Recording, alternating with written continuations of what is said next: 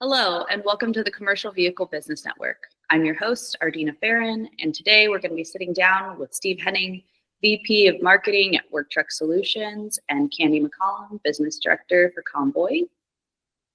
They just got back from the coveted Work Truck Week out in Indy, and they have a lot of exciting news to share with what they saw at the show. Morning. Good morning. Thank you all for showing up. I know that sometimes after the show, you need a little bit of recovery period because there's so much excitement and so much news, but I appreciate your time and sharing all of your bright insights on what you guys experienced at the show. Yes, Absolutely.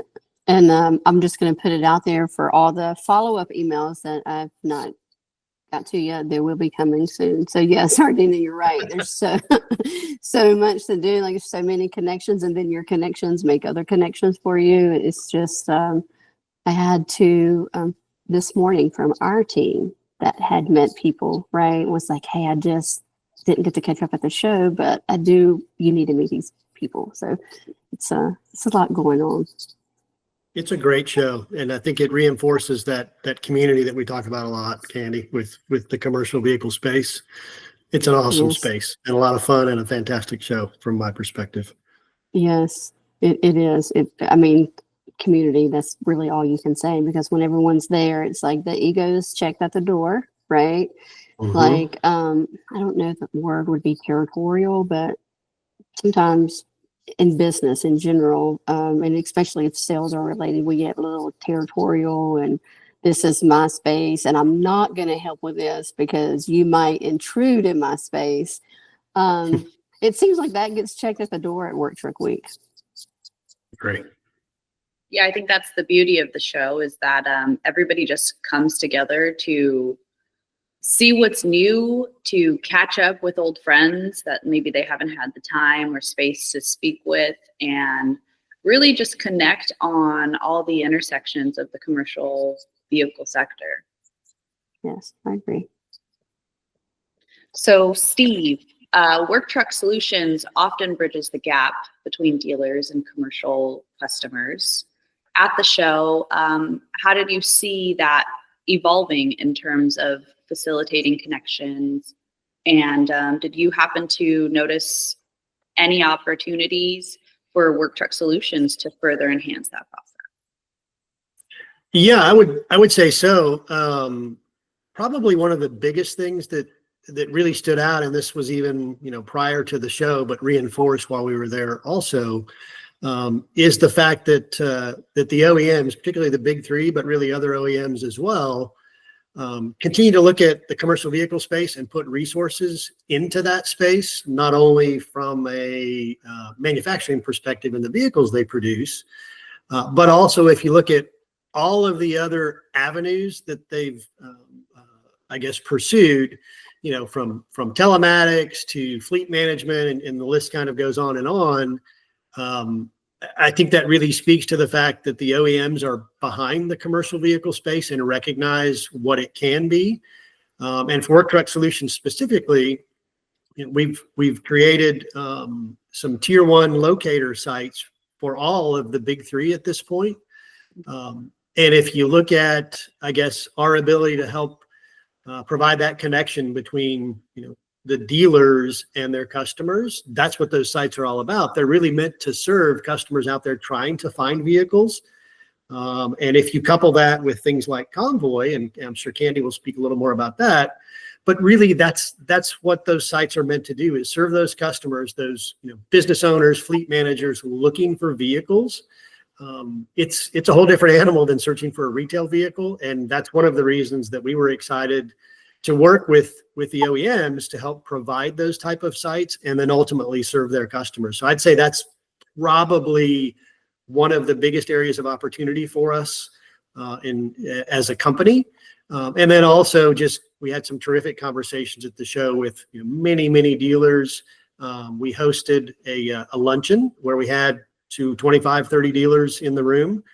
And really just sat at round tables and listened to some of their needs. What were they looking for? What are areas where we can help? And that's really what that show's all about for us.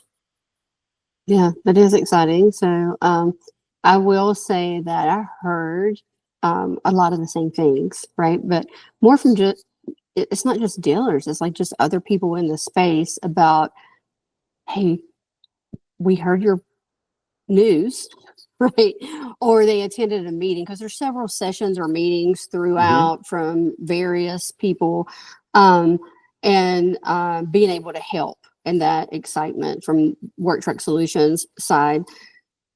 And going back to where everyone's helping, I think it really starts for me, like thinking about the show, it starts from the manufacturers doing so much. So it's not just supporting the locators, it's the work and the, because at Work Truck Week, there, a lot of times there's a lot of engineers, right? Because they're there on behalf of that customer to try to understand more and hear more so they can build one, what's needed. So you hear lots of those conversations, and then you have the large fleets there are giving their input back on, hey, this is what I need, right? My truck is in these situations. It has to be able to perform this way. And then you have the, okay, now the product's finished. How do we let the end user know? And in my opinion, Work Truck Solutions carries the torch on all of that from that forward, you know. And then Comvoy is the end user that's out there in the, either it could be in the research side of it. Hey, I don't know. So Steve, I'm not sure. I know we hooked up a couple of times at the at Work Truck Week, and it was at Green Truck Summit. I was at the table, and a gentleman came by and said, hey, he was buying a tow truck for the first time. Hadn't bought one of those yet for his business, other fleet vehicles. And so when we started walking through Comvoy and the learn of it, learn vocation types, learn body types and all that, he was just set back. He was like, oh my gosh, like all of this is in one space. How did I know? This is great. This helps people, like, he mean like this is a real story, like real life. The words was coming out of his mouth like, this helps the people that's never had to buy certain things before. And he was, yeah. So just to share that with everyone, and I hope that our internal team gets to hear that, because, you know, we have an intent while we do it, right? But to hear people say, hey, this is brilliant, I love it. So I will say that when we went to a search result to look for those, he was like, oh, well, these are utility bodies. And I was like, well, it's a user error, I'm sure, just hold on. And I had fat fingered the filter. So instead of just tow trucks, right? But it was, that also got to show him how easy it was to switch body types, right? So here I was thinking I'd made this mistake and having to apologize for it. And he was like, no, wow, you can just go to box trucks that easy? And I was like, yes. So, and the locators are the same way, right? So it's the same platform. It's the same experience. I like it a lot because, you know, you'll hear me say probably for the rest of this year, that the paradigm has shifted in the buy power. So the people that are buying and searching now, they're expecting something different, right? And what better time could it all be consistent? Their data's coming back to show that they're going to the OE sites, right? They're going to Comvoy, they're going to the dealer site and back. So multiple times on each before they even reach out for the first time. I mean, that's what things are telling us. And with the dealer site being Work Truck Solutions, right? It looks the same facets, the same look, feel, the locators, Comvoy. I think it's just a really good feeling in transparency, predictability for the end user. And that's what I'm excited about this year.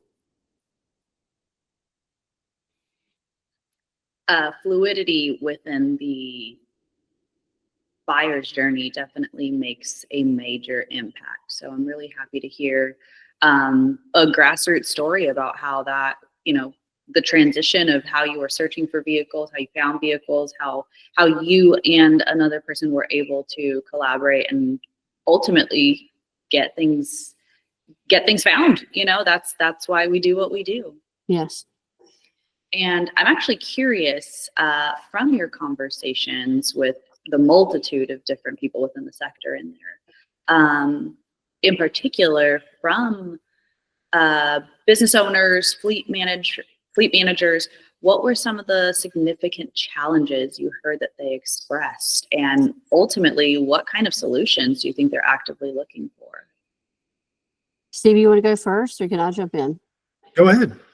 I don't think it's anything new, so I don't think there's like some new thing this year. But I do think that it's technology and partnerships have allowed us to be better at uptime. Because when you talk to the end user, that's it, right? Like it's uptime, uptime, uptime, uptime. And that was the products that come along in their own display, the partnerships that are on display are to create efficiencies, right? So that there is no downtime. It is sometimes the world stops spinning for some of these people that we, all three of us, we depend on uptime. You know, like we depend on things getting done. It's things that we don't always see. There's a lot of preventive maintenance. There's a lot of that goes on all of our infrastructure, water, power, all that has to happen, and it has to happen every day. And when those people have downtime, right? Your groceries, whether on the shelf or not shelf, bird flu or not, right? Whether we have eggs or not in the store, like that's uptime. It's no joke about that. So it's very important for those vehicles to be able to work when they say they work. And I think that go back to what I said earlier about the engineers, right? That's where all of that starts. You know, that's why work trucks are work trucks. That's why there is HD behind it, because they are heavy duty. We've cut out everything to where these can be the most sustainable specs, right? We know that these are sustainable specs so that you don't have downtime. And I just think that with some of the upfits, right? Because you also don't want downtime for your people, so you don't, safety's first.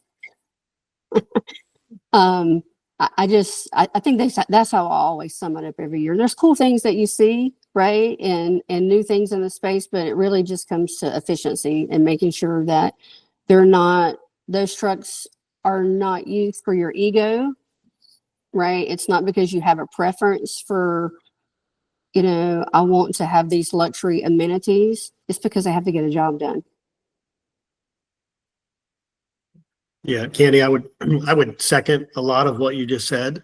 Uptime clearly is a big factor for any business. Right? If your vehicle's in the shop and not on the road, you're losing money, thousands and thousands of dollars a day.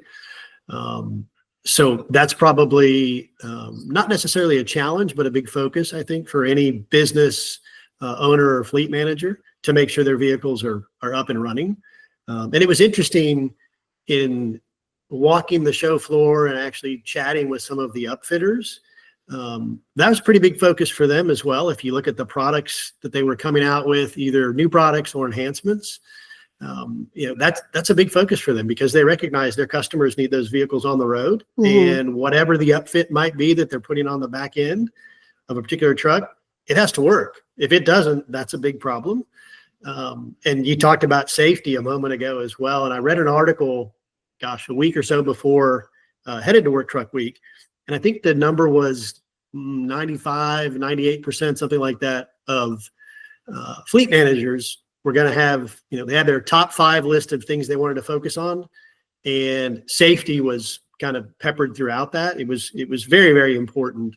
And that speaks to the uptime of their teams. You know, not only the vehicles they use, but their teams. You have to make sure that everybody on your team is taken care of. So that really resonated with me. And I think that was my big takeaway if I look at, fleet managers and business owners and what they're looking for, specifically coming out of Work Truck Week. Mm-hmm, for sure. Like I said, it's not like groundbreaking news. Now, there was things that I viewed that I don't fully understand yet because you learn more as the market adopts it, but just AI in general, how it can help with those things. At the same time, talking about a little bit of concerns on the fleet side of it, I was in just a casual conversation, so we did not get into specifics, but talking about the electronics and recalls on on vehicles, that was a little bit, hey, we do need to talk about this and what are we going to do about it? Because that seemed to be some concern of adopting certain things, of being better, especially using artificial intelligence. We're all for it, but don't slow down what we do, right, with an update or so I think I think those things are probably going on in the background just to make sure. I think everyone's open to being better, but don't get us too advanced that it's going to slow us down from doing our job. I did hear that a couple of times, nothing alarming, but if we think about it, Steve, I think we've probably been hearing that for the last several years, You bet. I agree. A lot of good information there. And that actually brings me to my next question, which is, what significant trends and innovations did you observe at the show? And what do you think will have the biggest impact on the commercial industry to come? Candy, would you like to go first again? No, you go ahead, Steve. I went first last time. Well, I was raised in the South, so I try to always let I know. I appreciate go that first. so much. Ardina, I think, interestingly enough, there was a lot of discussion around alt fuels and EVs. Not only at the Green Truck Summit, which is, as you know, what kicks off Work Truck Week, but a lot of that discussion, I think, was percolating up because of, let's speak to the elephant in the room, because of the new administration, some of the changes in the regulations and so forth. But one of the things that really struck me was the fact that those vehicles are still going to, gain traction, and there will be adoption. The pace or the cadence likely will be a bit different, but that's okay. However, one of the areas of focus is education. I think it's more important now than ever, because if you're a business and you're looking to make that transition into alt fuels, whatever that might look like, you probably don't really know where to start, and it can be a little bit overwhelming. So any of those resources that are available are just absolutely critical, because the more educated someone is, the better decision they can make. And that was a big part of the discussions I heard, not only at Green Truck Summit, but also just on the show floor itself. I was speaking with someone who came up to the Work Truck Solutions booth, and as we got to chatting a little bit, that was almost verbatim what he was saying to me is, here's my prediction, here's my belief, and it's still going to happen. Perhaps the government with some of the changes won't mandate certain things, but it's still going to happen, because there's businesses out there that are very concerned about what their footprint looks like, and their customer base, that might be very critically important to them. And I even read an article earlier this week, and it was a number of EV manufacturers were quoted in the article, but the one that really stuck out to me was someone from one of the big three OEMs who talked about EVs and alt fuels. And again, his comment was similar, that it will still happen. Those transitions will still take place. One of the key factors is to look at use cases, and then to figure out, if you're looking to transition, where might that first step make the most sense? What type of use case? And of course, they immediately went to, delivery vans. Well, that's a pretty good first choice. If you look at the type of routes they drive and so forth, makes perfect sense. So that was, interestingly enough, and I didn't necessarily expect that to be one of the big trends, but it was certainly quite a bit of discussion at both Green Truck Summit and Work Truck Week, at least with the people I chatted with. And there were others, of course, too, but that's one of the big ones that stood out. No, I'm with you, Steve. So, prior to Work Truck Week, I was just not sure how all that was going to land, right? Because it has been polarizing for a little bit of time, and then the new administration, and then still okay, first of all, people are already in the dark with what's available to me, or, how is that available to me? And then with, the first, the start of changes of rollback on supporting maybe from a incentive and government, it's changing. We're not having this, we're not doing this. So I did not know what to expect, but actually I think it was just as strong as it was 2 years ago. And it's not just strong as it was 2 years ago, being those new manufacturers or supporting components of that. It was actual people that had stories to bring, like that shared stories with me. Hey, we've already been doing this. We've been using this EV. And this is what we thought that our initial savings were going to be. This is where we're at. So we didn't meet that benchmark. Now we're learning. We have to understand why we didn't. Everything's education. So it's not just the education of what EV, right, would be appropriate for me, what money is appropriate for me. But once they actually get into cycle, right, they're in service, it's not just, oh, we have telematics and someone at corporate looks at it and we have an exception report that we attend to to get efficiency, because EVs, it's more than that. It's just a computer, really, right? So we have to really understand it. And all those savings models was built on maybe best case scenario, or not a best case scenario out of malice, right? But if everything was operating efficiently. So sometimes you don't know that you're operating efficiently. You ever got a electricity bill for your home and you'd be like, holy cow, what did I do like last month? Because I was not expecting that. I think that those are the kinds of things that are happening with the early adopters. So them being able to share those stories at Work Truck Week for the people that are coming up, hey, lessons learned, right? So now these new people are coming into the space, like that's where energy management is so efficient. Or people, lots of what I've talked to for the last couple of years is the people that is crossing over to that space to help with the education and the adoption is, guess what background they have? Fleet. Right. So it's easy for them to identify. A gentleman shared a story with me, and it still was not easy for him to identify once the telematics report he received, because it was like, it was throwing exceptions, red flags, what's happening. So he just went out to the end user, to the vehicle. And like day one of being on site, he knew exactly why the reports were throwing the way that they were throwing, right? And it made me smile because he rode with a driver. And when the driver said, the gentleman was asking questions and the driver said, yeah, but if we just parked it back at this spot, we wouldn't have these inefficiencies. And it's something as simple as that, is taking the people that use the vehicle and asking them, right? Instead of just someone dependent on a report.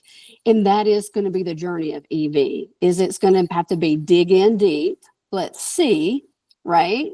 And learn from that and pass that along. And that's what was exciting for me this year, was hearing that a lot of these things have already been identified. There was already action in place and partnerships being made and people there to collaborate, right? Even on the CEV tools that launched on Comvoy, I was walking through that with someone and he just took my breath away of how he gave me all these scenarios of where it can start, where you see the cross point where it makes sense. Yeah, and that goes back to use case. So he started this conversation with me, Steve, use case. And so when we used the calculators and did the adjustments, I understood use case, because you can see as they slide out, it's really not just about what they're doing, right? It's more about how they're charging, when they're charging, when they're getting redeployed. It's a lot, but it's exciting that we have people that are in our space that are willing to share that to help others. So that's my excitement. I really think that that encompasses the beauty of the show. It's the opportunity of getting everyone in the same room. Well, rooms, because the show is massive, but it really does bridge the gap of putting the praxis of the entire sector together. You know, you've got one person who has all the theory and all of the knowledge, and then you put it with somebody else who's actually in the vehicle with the application, and you get these two together, and things start to click and make sense. And I think that's a very beautiful summary of really the energy behind the show. And that really gets me thinking about what kind of is next. What were your key takeaways from what you think the current state of the commercial vehicle market is? Because a lot of that, of what you said, just really transitioned into my curiosity. Where are we? So for me, it was this. It was, hey, things might not change, right? Like interest rates might not change. All these other things might not change, but we're going to find a new way to do business. We're on board, right? That was from everyone. That was from the financing aspect of it. That was from the OE aspect of it. That was from the fleet side of it, right? That was everybody. And I do think that that's that new generation. That's that new power, is to fight, right? Like, we're going to be better. Like, no matter what, right? Like, we can do this. We're going to be better, and we're okay with collaborating. Look at us. We're in this one big room, right?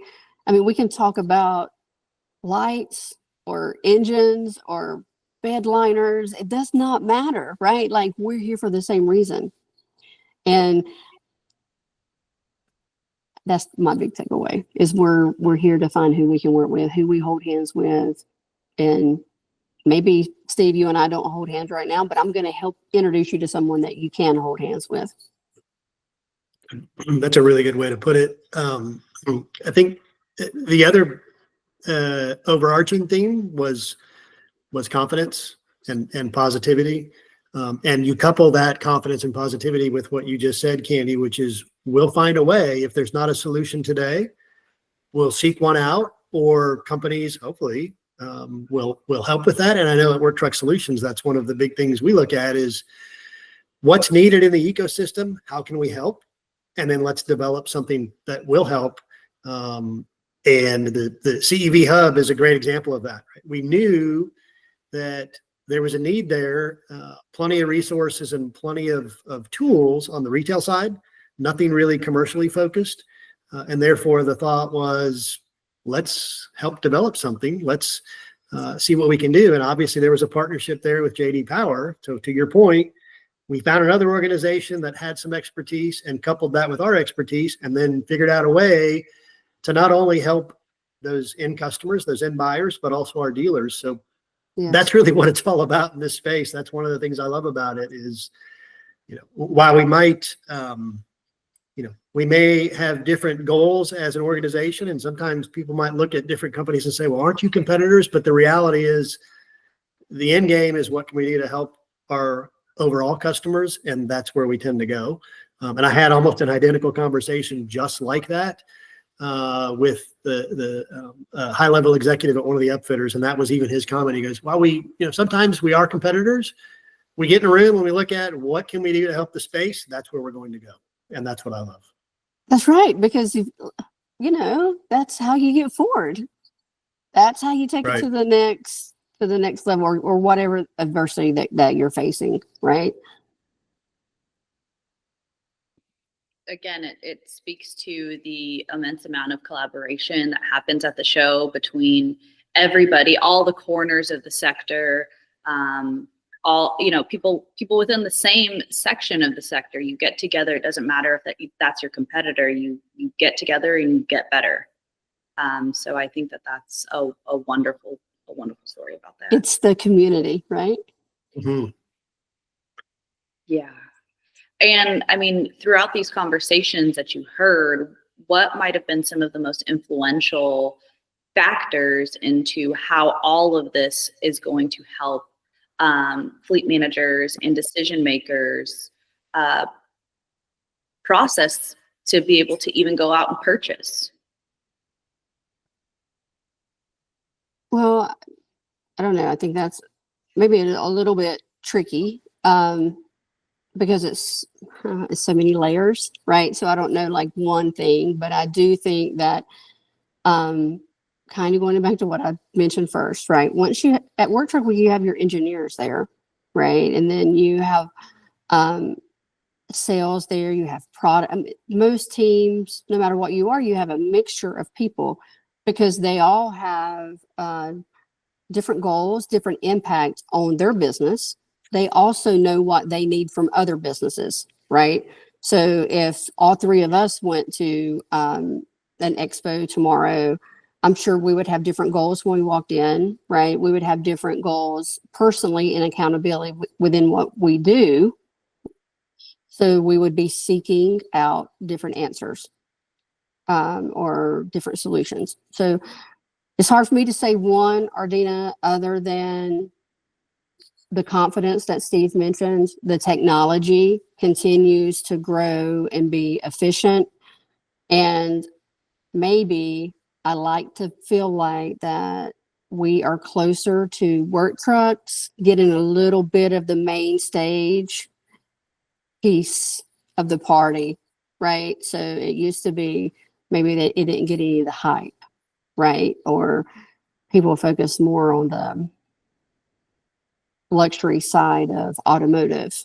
But I feel like that's different in 2025 than it has been since I've been in this space. And that's where I see the growth. The youth is coming into our sector. It's bringing that. It's going to organically happen. We're going to be better. To just briefly expound on what you said, and I'll be succinct. I know we're out of time. Jim Press made a comment that the commercial vehicle space is probably where F&I was 15 or so years ago, and it's just starting to step into that spotlight. And I think he's right on the money. Of course, Jim has more knowledge than all three of us probably combined in the automotive space, but he's right on the money. Commercial is stepping into that spotlight. You look at just the dollars involved and the fact that commercial helps run our economy. And you couple that with, the OEMs and the resources they're putting behind it that we talked about earlier, a lot of confidence. And when we put together, the smart people on the development side, the product side, combine that with the technology and the people that actually use the vehicles day to day, you put all that together, man, what a winning combination. It is. We're winners. Our commercial vehicle space are winners. And I'd even build upon that to say that if there's any one thing about anybody in the commercial industry, it's that we are patient. We've been doing all this work because we love it. We've been progressing the sector because it's passionate for us, but we've just been patiently waiting, and now here we are. Spotlight's coming. Yes, that's right, Ardina. I like it. Well, thank you both for the time. I greatly appreciate it, and it's always a pleasure to speak with you both. Appreciate it. Thanks so much.